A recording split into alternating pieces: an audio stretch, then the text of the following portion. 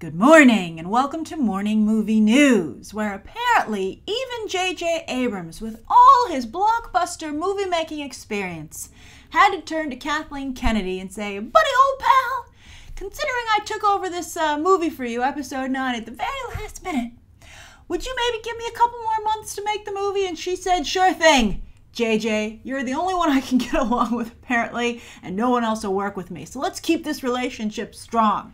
Plus, as soon as her numbers dip, she's in a lot of trouble because, as we've been discussing, that's really the only thing I think that's, keeping the win decidedly in her column for now. So she gave J.J. Abrams 7 more months for Star Wars Episode 9. And they switched release dates. Disney switched release dates with what they had reserved for Aladdin. So the new schedule is that Aladdin will come out Memorial Day weekend, May 24th, 2019, and Star Wars will take the December 20th, 2019 date. What they really both should have had all along. Aladdin ain't a Christmas movie, and Star Wars at this point is. People have made that a holiday tradition, a very strong one. It's carved out quite the deep niche for itself, considering the fact that both films have joined the $1 billion club. Force Awakens, the $2 billion club. That's a tough club. I'm sure that James Cameron has been taking so long to make the Avatar movies because he's worried, because that got close to $3 billion. He's worried about being able to repeat that success. And I guess to some degree you got to hand it to J.J. Abrams that he's willing to step back in the ring after at least such a box office knockout performance, right? Talk about Kathleen Kennedy having to worry about not being able to keep this going. J.J. Abrams should have been like, "I can't top that. Good luck, Kathy." But he came back. So I guess the bond between the two of them is admirable. However, Aladdin, while I do think Aladdin is a summer movie for sure, and that's already started production, by the way, so that's in good shape to make that date, Memorial Day weekend has not been kind to movies, particularly Disney, by the way. Alice Through the Looking Glass, that Alice in Wonderland sequel, fizzled that weekend, and then this very summer, Pirates of the Caribbean Dead Men Tell No Tales did a horrible job, well, at least at the U.S. box office. It was saved once again by the overseas, not just the high seas. Ha ha ha. All right, so anyway, we'll see what happens to Aladdin. I'm really rooting for that movie. I thought that cast photo that they tweeted out when they began production with Will Smith, Amina Massoud, Naomi Scott, and Marwan Kenzari was so exciting, and you could just feel their excitement. I really hope it turns out for all of them. I really do. But so that's got a little bit of a hurdle with the Memorial Day weekend. But then this also, of course, as I tweeted out, has caused major problems for Wonder Woman, which now finds itself really squeezed at the December 13th release date that they originally had reserved. They just reserved it like a month or so ago, and this just shows you how boss Disney is. Disney's just like, "I don't care, here I come, I'm taking this release date." Remember they pushed Batman v Superman around too with Captain America Civil War. They were like, "Go ahead, compete with my movie." And they're not only causing problems now for Wonder Woman, but also, as you're going to see in a moment, the next Bond movie. And speaking of the Bond movie, that's the other thing that's pushing Wonder Woman. So Wonder Woman's set for December 13th, supposedly. It's 100%, I think, going to move. It would be crazy not to. But right now, a week later, 7 days later, now Star Wars Episode 9 is going to hit, and then the beginning of November is Bond 25. Although Bond 25 is not officially on the distribution list just quite yet, because it doesn't have a distributor. They're still trying to figure out a deal. It's supposedly down to Sony and Warner Brothers, although, as some of you pointed out to me, there was a story about a week or so ago that Amazon and Apple want to get in there and get a chunk of Bond and turn it into like this big franchise with TV shows, a Bond cinematic universe. I think that's one of the dumbest ideas I ever heard, and I think that Apple and Amazon should save their money for something else that's not trying so hard. But anyway, Bond 25, the producers have claimed November 8th, but Disney also has that spot for 2019 for an Anna Kendrick as a female Santa Claus movie, which sounds like it's going to make all kinds of money to me. I mean, that's very strong counter-programming. The kind of counter-programming that Bond should maybe consider running from. All right, so where can Wonder Woman go? So I looked at the release schedule for 2019, and damn it, her original spot, the first weekend of June, is taken by the upcoming Charlie's Angels movie. Maybe that movie won't be ready in time. Who knows? I would keep a very close eye on that if I were Warner Brothers, to the point where I think it's Charlie's Angels is a Sony film. Elizabeth Banks is supposed to direct that, to the point where I would call up Sony and be like, "Man, I'll owe you. Just can you give me a heads up before you put that release date, before you free that up so I can come in before another movie does? I really need it." But, you know, they can't really, because they can't go head to head with Charlie's Angels. I'm sure some of you are like, they can take Charlie's Angels. Wonder Woman can do that. But it's such an un-Wonder Woman-y thing to do, to take out another strong female action movie. So Warner Brothers is probably going to have to take the date they have saved for an untitled WB event film, August 2nd, 2019, for Wonder Woman. It's the first weekend in August that is traditionally been, you know, except for The Dark Tower, as we discussed, a very strong date for movies. But it's really a wild card date where you try something new, and I feel that Wonder Woman should be more solid at this point. But the spot's open. Warner Brothers already has it reserved, and I don't see anywhere else for them to go. And speaking of the first weekend in August, Disney has that reserved for 2018, next summer actually, with their Christopher Robin movie, which is interesting because I don't believe it's started filming yet. They must feel it's going to be really easy, and it's going to involve apparently a working-class Christopher Robin, played by Ewan McGregor. Woo! But actually, you know, I'm like, just go make the Obi-Wan movie. Don't waste your time with this stuff. Who's reminded of his childhood when Winnie the Pooh comes back into his life. That'll be hilarious. But if it has shades of Steven Spielberg's Hook, the adult Peter Pan story, the first half of that movie is particularly good when he's in London. It could be quite special. So we'll see how that all shakes out, but I'm curious to what you think about the release date shuffle. Do you think Star Wars Episode 9 and Aladdin are now in the right release dates? Do you think that Aladdin can overcome the Memorial Day curse? And what do you think Wonder Woman should do? And also, can Bond possibly compete with Anna Kendrick as a female Santa Claus, aka the movie's called Nicole. All right, so anyway, that's the first story of the day.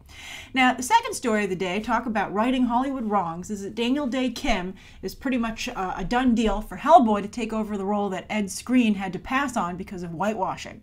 You know, the character being Ben Daimio, who turns into a panther when he's angry or in pain. I love comic book movies. They're so funny to talk about out of context. But anyway, I hope that there isn't a problem here. I hope that people are happy with this casting. You never know today, but of course Daniel Dae Kim, you have to point out, is of Korean descent, and of course the character is supposed to be Japanese American. I think it's fine. I think I think you just have to go for overall region, or this is just going to become ridiculous. It's not like if you have you know, Caucasian characters and they come from a specific state, you need an actor from that state. I mean, British people have been playing Americans practically, you know, since the beginning of the movie business. All right, so this is a very nice narrative, though, for Hellboy, and that's why I think another reason that Daniel Dae Kim is a nice choice, because he's available to act because he quit Hawaii Five-0 recently. You might have seen that headline, because he and Grace Park, there are 4 leads, basically. Well, there's 2 leads, 2 Caucasian leads, actually, and then there's 2 Asian, like, secondary leads. They're like 1 tier below. But they're on all the posters together, and Daniel Dae Kim and Grace Park felt they should be getting equal pay to the white, like, leads, like Scott Conn, and I forget the other guy, the other actor's name. You know, but they were the ones who sold it. And then as the show has been popular, Daniel Dae Kim and Grace Park have kind of become like de facto leads. But they were like, if you don't pay us the same amount, we're going to quit. And CBS was like, you know, played chicken with them. And to their credit, Daniel Dae Kim and Grace Park did quit. So this is nice that they, you know, Daniel Dae Kim was able to land this very, you know, now I think at this point, game-changing role potentially for Hollywood. And I hope he's now Ed Skrein's new BFF, because he wouldn't have this role if it weren't for Ed Skrein. As I said, when, you know, as I've been covering this story, Daniel Dae Kim should take Ed Skrein as his date to the premiere. I'm sure Daniel Dae Kim's wife will understand, you know, and just really play that up, that he's grateful that Ed Skrein did that. You know, it's not like his co-stars, Daniel Dae Kim's co-stars in Hawaii Five-0 said, if you don't give them equal pay, we're going to quit. Right? They were like, oh, wow, this is awkward. I'm going to go over to the craft services table while you guys hash this out. Okay, so, and also to Daniel Dae Kim's credit, he's currently executive producing The Good Doctor over on ABC, which is basically just Sheldon from The Big Bang Theory as a doctor. But I like Freddie Highmore. I know about this because I saw the trailer on iTunes the other day, and I was like, oh, this looks like a horrible show. But Daniel Dae Kim popped up as a producer, and I was like, ah, good for you, buddy. You know, it's important to diversify that portfolio. All right, so that's the second story of the day. Now, the third story of the day is a fabulous business story, so get ready. Now, this is about I, Tonya, which we actually just talked about on Monday, and how it got great reviews at the Toronto International Film Festival when it debuted. And everybody was saying, as I reported, that both Margot Robbie and Allison Janney seemed shoo-ins for Oscar nominations, and perhaps Allison Janney could even win. I likened her to a female version of J.K. Simmons, and he, of course, did win for Whiplash. I thought that was an awfully good comparison. And Neon, the distributor who won the film, should use that, and they're going to need all the help they can get because they are very, very new to the distribution and awards scene. And this has been quite a surprising turn for I, Tonya, which has to some degree shocked a number of people in the industry. It certainly shocked Margot Robbie and her new husband, who produced along with her, and I think everybody else associated with the film, because things didn't really go quite the way they should for a film that's supposedly so hot. So this is what happened. It's fascinating. Maybe they jinxed it. Never count your chickens before they hatch, right? Or your distribution deals. So I, Tonya is produced by, Miramax Films helped pay for it, but Miramax is no longer a distributor, apparently. All right, so because, the Weinstein, that's the company the Weinstein started, but now they have the Weinstein Company. So they had an offer from CBS before the film, CBS Films, CBS Films often partners with Lionsgate. For instance, the upcoming American Assassin that comes out on Friday is the CBS Films, primarily a CBS Films distribution. So CBS Films put an offer in before the Toronto International Film Festival and said, we would like to distribute this movie. And the people, Margot Robbie and her team said, we feel we can do better. No!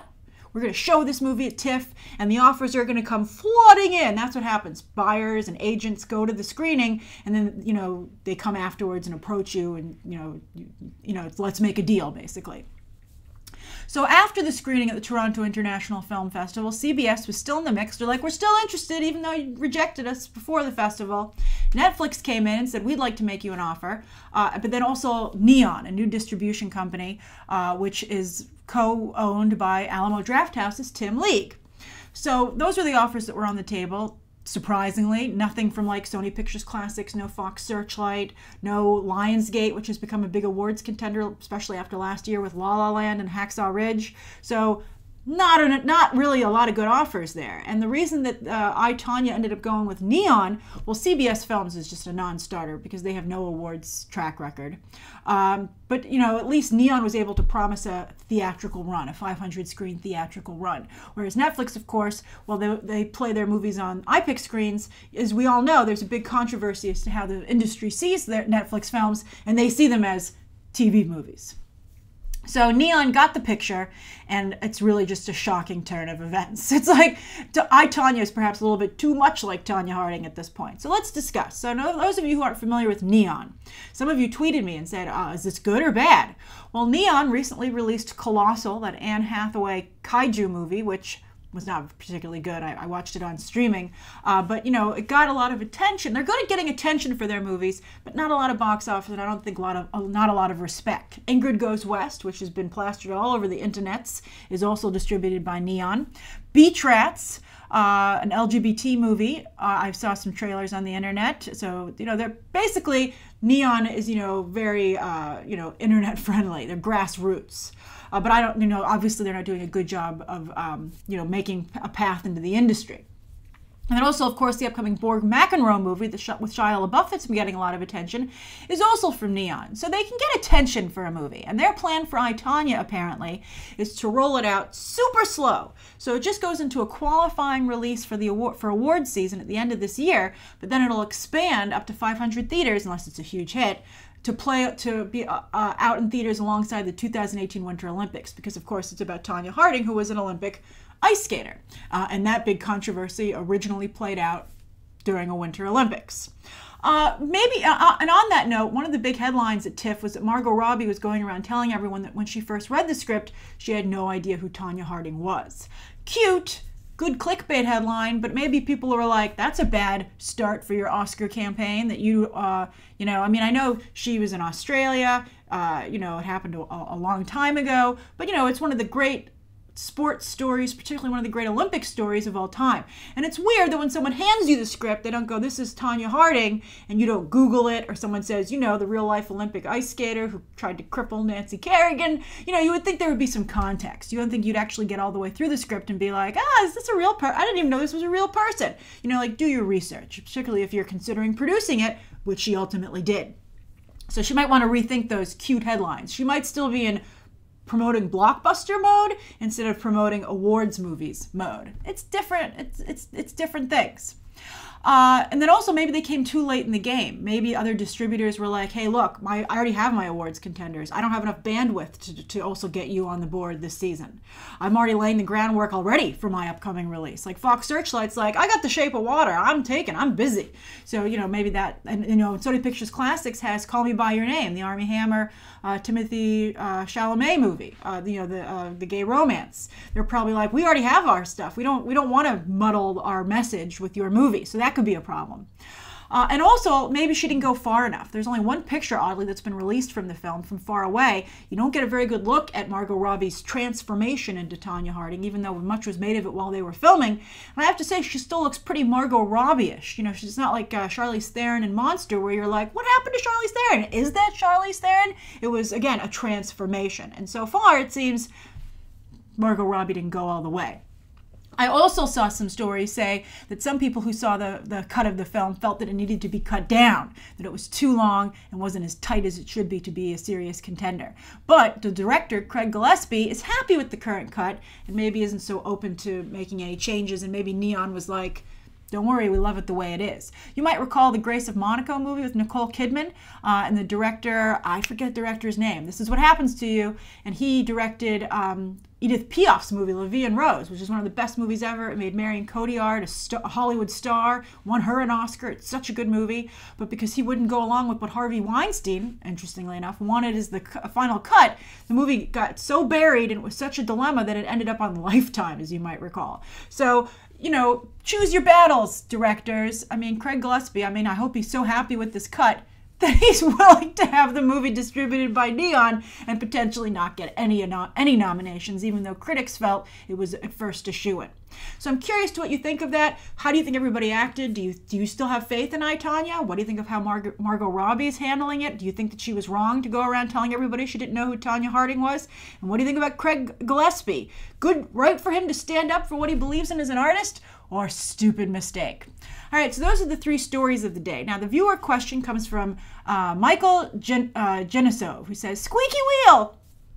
That's from my advice to you, that sometimes the squeaky wheel does get the grease, which was actually told to me by my college guidance counselor, who ironically really was very against giving out advice because he didn't want any responsibility for the consequences. But for this one bit of advice that he gave me, it was worth sitting in his office like once a month or something. All right, so anyway, Michael Genizov says, Grace, what does the success of It mean for the mid-range movie? You've said that the mid-range movie is dead, but It is a mid-range movie, and it looks like it's very much alive. Love from Israel, smiley face. Great question. The mid-range movie, well, look, nothing's concrete, nothing's absolute. Something can always squeak by, especially if it's an adaptation of Stephen King's arguably most popular novel, right? But $35 million is at the very end of the mid-range movie budget. So a mid-range movie is considered anywhere from like 30 to 60, 70 million, right? So it's still right on the cusp of that. So I think the studios still feel pretty good about that investment, just so you know. But still you're seeing very few movies come out, again, between 30 and the 60, 70 million dollar range. But if you look at the upcoming slate, Hollywood has become a tentpole business, and there's only so much cash for production available. So that means that they're like, okay, we're putting almost all of our money into the big budget films, the blockbusters, and there's little itty bitty scraps left for other people. Now, I think that you're going to see more films in that range come out from Warner Brothers in the horror genre, because Warner Brothers is carving out a really strong horror vertical for themselves, and they're aware of it. Like the Conjuring movies now at this point cost around that much too. But I wouldn't expect to see them go anywhere above 40, to be perfectly honest with you. We'll see what the budget is like for It Chapter 2, considering what they have to pay everybody behind the camera and Billy Skarsgård, as we talked about. But you can see that they're not going to want it to go that much higher, and that's going to really affect who they cast as the adult members of the Losers Club. But they don't need to spend a lot of money on movies for them to do well. And Jason Blum is leading that charge. He continues to make movies for way under $30 million. And also, look at Split and Get Out, his two biggest hits of the year. They look like big commercials. They look as think about it. It cost $35 million to make, but Get Out and Split look just as good, and those movies cost under 10.